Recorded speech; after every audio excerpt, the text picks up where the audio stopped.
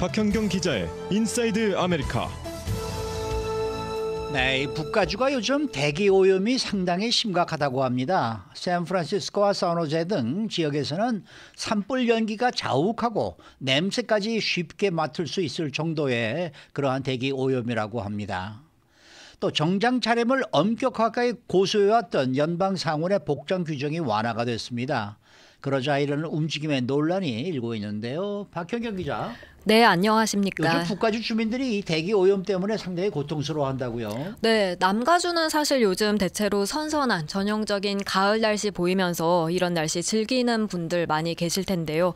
공기 질도 사실 전혀 나쁘지 않죠. LA의 오늘 대기 질 지수 AQI는 39로 굿, 좋은 수준에 해당합니다. 그런데 이런 남가주와는 달리 북가주에선 대기 오염이 심각합니다. 남가주에선 요즘에 상상하기 힘든 대기 오염으로 이 북가주 주민들은 힘들어하고 있고요. 이 안부 인사로 이 대기 오염에 관한 얘기를 많이 하는 편입니다. 그래요. 북가주 지역의 대기 오염이 심하다면 혹시 그쪽에 대형 산불이 발생하면서 그렇게 된 건가요? 맞습니다. 이 오레건주와 또 캘리포니아주 북부 지역에 대형 산불들이 발생해 타고 있습니다. 캘파이어에 따르면 이 일대 모두 6개의 산불들이 불타고 있는데요. 아이고. 8월 중순부터 발생한 이 산불들로 상당한 연기가 일게 됐고 이 연기는 지금 바람을 타고 남쪽으로 이동하는 상황입니다. 그렇게 산불이 발생한 곳 남쪽에 위치한 베이에리아 이 일대로 연기가 옮겨가고 있습니다. 그럼 연기로 인한 대기 오염이 어느 정도나 지금 심각한 거예요? 어제 샌프란시스코 다운타운을 찍은 한 사진을 보니까 고층 건물들이 연기 속에 많이 가려져서 흐릿하게 나왔더라고요. 그 정도인가요? 네, 다운타운뿐만이 아니라 도시 전체가 뿌옇게 연기로 가득 찼다 하는데요. 이러다 보니 밖에 나가면 연기 냄새를 쉽게 맡을 수 있는 건 물론이고요.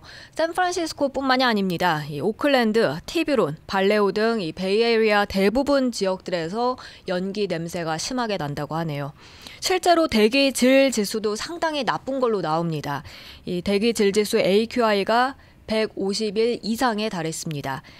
AQI가 151 이상이면 빨간색으로 표시돼서 unhealthy, 이제 위험한, 건강하지 않은 수준인데요. 일반적인 주민들, 그러니까 건강한 주민들 가운데서도 일부는 이렇게 되면 건강상 영향을 받게 되고요. 그리고 이보다 민감한 주민들, 노약자들의 경우 한층 더 심각한 그렇겠죠. 건강 관련 영향을 받을 수 있는 정도입니다. 그러면은 관련 주의보도 발령됐겠는데요? 네, 안 그래도 당국은 대기 질 주의보를 발령시켰습니다. 예.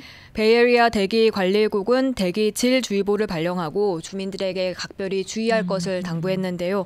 가급적 실내에 머물고 창문과 문 닫고 지내라는 권고였습니다. 근데 지금 문제는 이 대기질이 더 악화될 수 있다. 이런 이 가능성이 있다는 얘기가 나오더라고요. 그렇습니다. 왜냐하면 이제 바람이 계속해서 더 불어오면서 연기가 계속 이동할 가능성이 크기 때문입니다.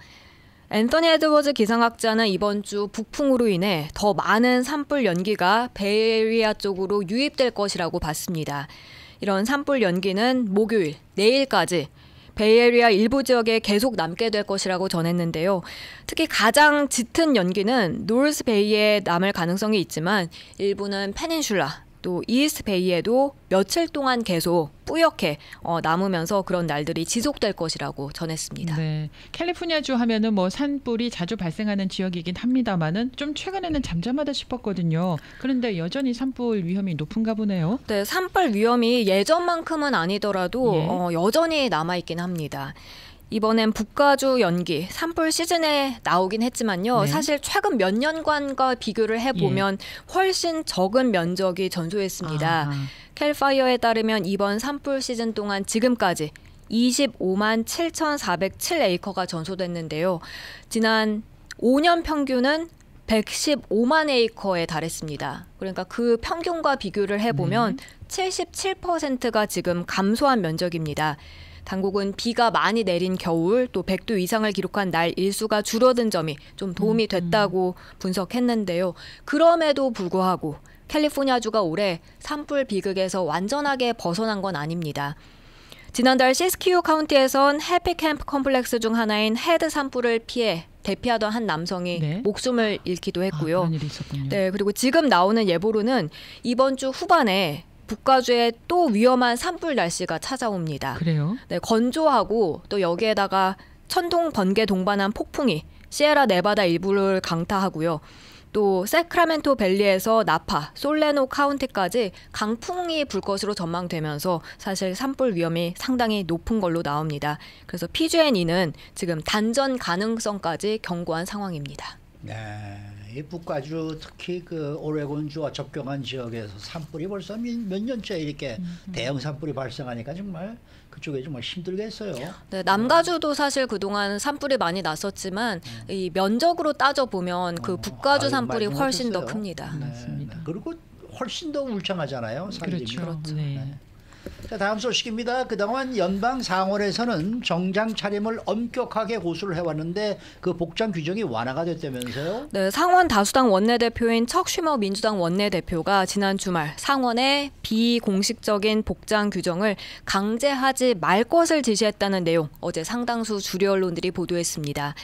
슈머 원내대표는 성명에서 상원 의원들은 회의장에서 어떤 옷을 입을지 스스로 결정할 수 있다고 밝혔습니다.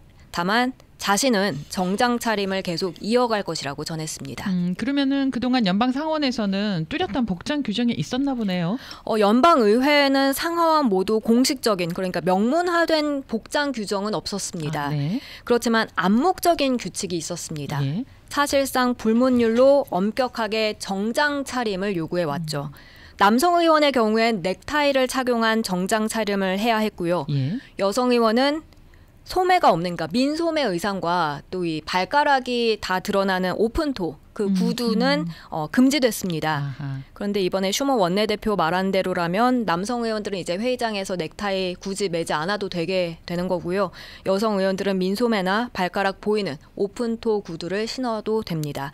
그리고 심지어 후디에 반바지를 입어도 사실 상관은 없습니다. 아, 그래요? 네, 이런 복장 관련 조치가 갑자기 나오게 된 배경이 뭐가 있습니까? 네, 이번 조치는 민주당 소속 펜실베니아 상원의원 존 패터먼 의원으로부터 촉발된 측면이 크다는 평가입니다.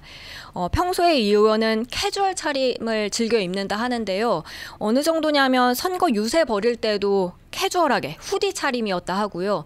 그리고 또 자신의 지역구에서 고속도로가 붕괴되는 대형 사고가 나서 조 바이든 대통령과 함께 그때 언론 브리핑을 했는데 네. 당시 후디 차림으로 단상에 올랐습니다. 그러니까 조 바이든 대통령은 우리가 평소 보는 그 정장 차림으로 서 있고 네. 그 옆에는 보라색 후디를 입고 마이크에 선 그의 모습은 눈에 띌 수밖에 없었습니다. 그렇겠네요. 네. 그리고 최근에는 상원 복장 규제 탓에 본 회의장 투표에 참여를 못하고 회의실 한 구석에서 따로 그렇게 투표하는 그런 굴욕까지 당하기도 했습니다. 그런데 네. 이런 복장 규정이 완화된 새 지침이 나오면서 이 패터만 의원을 염두에 둔 것이란 해석이 나옵니다. 그 예전에 한국에서 오래전에요. 유시민이 예. 그 국회의원이었을 때 이제 당선돼가지고 국회에 이제 나가면서 하얀 바지를 입었었거든요. 위에는 자켓을 입고 엄청나게 공격을 받았던 그런 일이 있는데, 자 그런데 이렇게 규정이 완화된 그 새로운 복장 지침을 두고 논란이 일어나고 있는 이유는요?